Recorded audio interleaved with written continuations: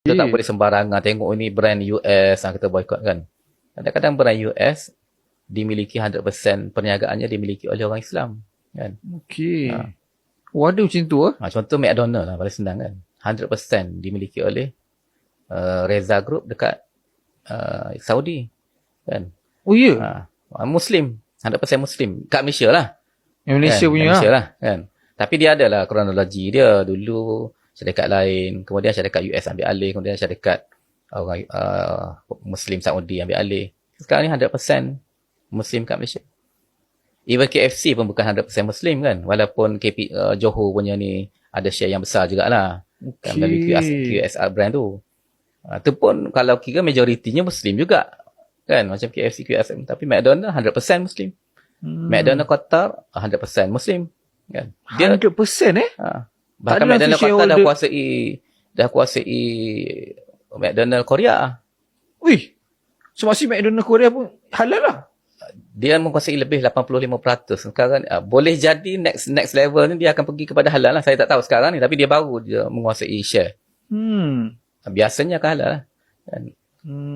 Dan membantu industri halal. Dia berangkat lah bila industri halal terbantu, zakat corporate terhadap produk-produk halal akan naik lah kan. Jadi kalau kita tersilap kadang kita pergi kepada brand lain, Malaysian brand, tapi Malaysian brand kadang-kadang bukan Muslim. Banyak je syarikat-syarikat yang Malaysian brand, contoh yang lain-lain yang bukan Muslim dimiliki share bukan Muslim, tapi dia tak bayar zakat. Kita nak promote, kalau kita pergi kepada brand Muslim Malaysia, alhamdulillah okey lah kan. Tapi kalau kita boycott syarikat Muslim juga, kita pergi kepada syarikat non-Muslim Malaysia, jadi merugikan orang Islam lah. Tapi kalau kita fikir POV macam ini pun saya tak tahu lah betul tak. Sebenarnya mungkin doktor boleh betulkan kalau saya salah. So diorang ni company yang setahu saya, yang saya diberitahu bahawa company macam contoh McDonald dimiliki 100% orang Islam kat Malaysia dan diorang bayar zakat kan.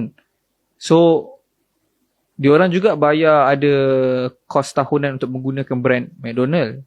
Dan itu menjadi income kepada McDonald tu sendiri. Dan kalau nak kita compare mana lebih membahayakan, adakah membayar itu ataupun mengurangkan income zakat? Kena pilih satu. Nak pilih mana satu? Yang tu pertama yang kita bayar brand tu confirm pergi kepada Israel apa semua tu, tak confirm lagi. Okey. Kan, tak confirm lagi. Yang confirm apa? Yang confirm kalau kita boycott, zakat kurang. Daripada income 300 juta